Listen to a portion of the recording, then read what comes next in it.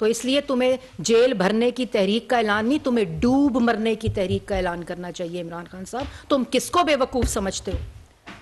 तुम सिर्फ जेल भरने की तहरीक, वो लोग, अगर तुम वाकई जेल भरो तहरीक, जो ना तुम में अहलियत है, ना तुम में काबिलियत है, ना तुम में हौसला है, एक डरपोक शख्स, जैसे मैंने पहले कहा कि बख्तर बंद जबान पाक के अंदर 4 महीने से टांग का बहाना लगाकर बैठा हुआ है, वो कहता है जेल भरो तहरीक, और उस पे साद रफीक साहब 462 दिन जेल में रहे, सलमान रफीक साहब, कमरुल इस्लाम, मैं किस किस का नाम लूं ये, और फिर मीडिया, मीर शकीलुर रहमान को जेल में डाला सिर्फ ये मैसेज देने के लिए कि अगर मीर शकीलुर रहमान जेल में जा सकता है तो मीडिया का हर शख्स जेल में जा सकता है। आज गलत मुआवजा किया जाता है, वो सहाफी जो कारकुन है दूसरी जमातों के, वो सहाफत नहीं होते, वो कहें कि हमने पीटीआई ज्वाइन कर ली है। मीडिया की बच्चियों के घर के बाहर अगवा कर दो, पेट में गोलियां मार दो, पसलियां तोड़ दो, नाक की हड्डियां तोड़ दो, कलम छीन लो। इरफान सदीकी साहब को जेल में डाला, मैं हर दफा कहती हूं कि उनको जेल में डाला, खुशी खुशी हंसते हंसते जेल में गए, और जिस दिन रिहाई और बेल कराई उन्होंने, बेल हुई उनकी अदालत से, जिस दिन उनकी बेल हुई उस दिन उनको जेल के फ्रंट डोर से बाहर नहीं आने का हौसला दिया गया, उनको मोटर बाइक पे बिठाकर पिछले दरवाजे से हडियाला के एक पेट्रोल पंप पे छोड़ दिया गया। ये है वो तमाम चीज़ें जो पाकिस्तान की आवाम को पता है। कोई 2-2 दिन जेलों में रहकर बाहर आके आंखें नहीं भरता था,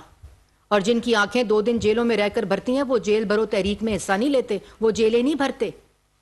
और फिर आखिर में मैं, इससे पहले कि फैसल आपसे बात करे, आपको जवाब देना पड़ेगा, मईशत की तबाही का देना पड़ेगा, मुल्क के अंदर दहशत गर्दी का देना पड़ेगा। आपको ये जवाब देना पड़ेगा कि आपने खैबर पख्तूनख्वा के लोगों को क्यों दहशत गर्दों के हवाले किया, क्यों आपने उनके दफ्तर खुलवाए, क्यों आपने वो तमाम काउंटर टेररिज्म डिपार्टमेंट्स के इंतजामात नहीं किए, पुलिस को इक्विप नहीं किया। आज हमारे पुलिस वाले हथेली के ऊपर रख कर शहादतें देते हैं सिर्फ खैबर पख्तूनख्वा और पाकिस्तान की आवाम के हिफाजत के लिए। हमारे सरों का ताज है वो, लेकिन उनकी हिफाजत और उनको तहफ़्फ़ुज़ आपने देना था। पाकिस्तान को दहशत गर्दी के खिलाफ तहफ़्फ़ुज़ आपने देना था, क्योंकि आप उस कुर्सी पर, उस इक़्तिदार पर मुसल्लत थे, ये आपकी जिम्मेदारी थी। आज हफ्ता पहले आपकी हुकूमत खत्म हुई है खैबर पख्तूनख्वा में, और सवाल का जवाब पूछते हो बेशरम आदमी दूसरों से कि दहशत गर्दी बढ़ रही है। रजीम चेंज की बात करते हो कि हमें इसलिए धमकाया जा रहा है, हमें इसलिए डराया जा रहा है, हमें इसलिए खौफ में मुब्तला किया जा रहा है कि हम रजीम चेंज की बात करते हैं। वो रजीम चेंज जो मोहसिन नकवी ने की थी आपके मुताबिक, आपने कहा कि मोहसिन नकवी ने मेरी गवर्नमेंट बदली थी, जो अमेरिका से शुरू हुई, साइफर से शुरू हुई, जिसके खिलाफ खेलना था, उसके बाद वो पहुंची शहबाज शरीफ पे, उसके बाद वो पहुंची आर्मी चीफ बाजवा साहब पे, जिनको आपने बंद कमरे में एक्सटेंशंस दी, और आपने कहा ये कहते थे एनआरओ दे दो, तो उसको एनआरओ दे, जो कहता था एनआरओ दो, उसको एक्सटेंशन दे रहे थे। इसलिए 2 बातें,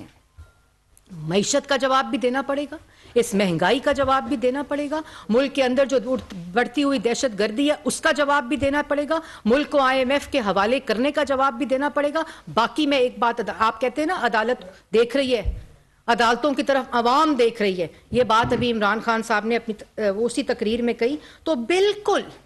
अवाम अदालतों की तरफ ही देख रही है जहां आपको ऐसे रिलीफ मिल रहा है, द फास्टेस्ट रिलीफ।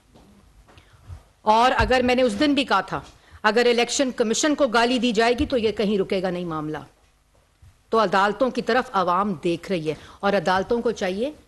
कि सब बातें छोड़ के सिर्फ 63(1) आर्टिकल ऑफ द कॉन्स्टिट्यूशन जो क्या कहता है, जो कहता है a person shall be disqualified from being elected or chosen as and from being a member of Majlis-e-Shura Parliament if he is of unsound mind and has been so declared by a competent court. तो ये जो बातें ना आजकल कर रहे हैं इमरान खान, ये कोई ज़हनी बाशऊर शख्स नहीं कर सकता। जिसकी ज़हनी हालत ठीक हो वो ऐसी बातें नहीं करता जो ये टीवी पर बैठ के करते हैं। तो अदालतों की तरफ देख रही है अवाम के 63(1)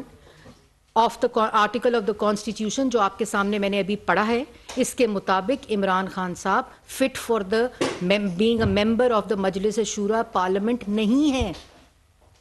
इसलिए ये बड़के मारने से बेहतर है,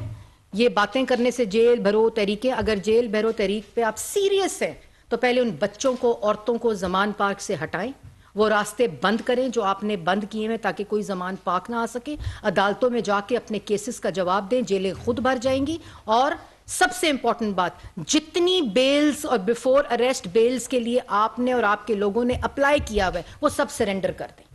आप कहें कल सुबह कोर्ट्स में जाकर कि हम कोई बेल नहीं कराएंगे, हम किसी किस्म की बेल बिफोर अरेस्ट भी नहीं कराएंगे, और जितनी बेलें इस वक्त कोर्ट्स में हम वापस लेते हैं, तो फिर पाकिस्तान की आवाम आप पे यकीन करेगी। लेकिन पाकिस्तान की आवाम आप पे यकीन इसलिए नहीं कर सकती क्योंकि वो आज तक 90 दिन में करप्शन खत्म करने का, 1 करोड़ नौकरी, 50 लाख घर और मुल्क के अंदर से जो महंगाई है उसको कम करने का इंतजार कर रहे हैं। आपका बहुत शुक्रिया। बिस्मिल्लाहिर्रहमानिर्रहीम। कल एक एपेक्स कमेटी की मीटिंग पेशावर में हुई जिसमें वज़ीर आज़म साहब ने, मियां शहबाज शरीफ साहब ने उसको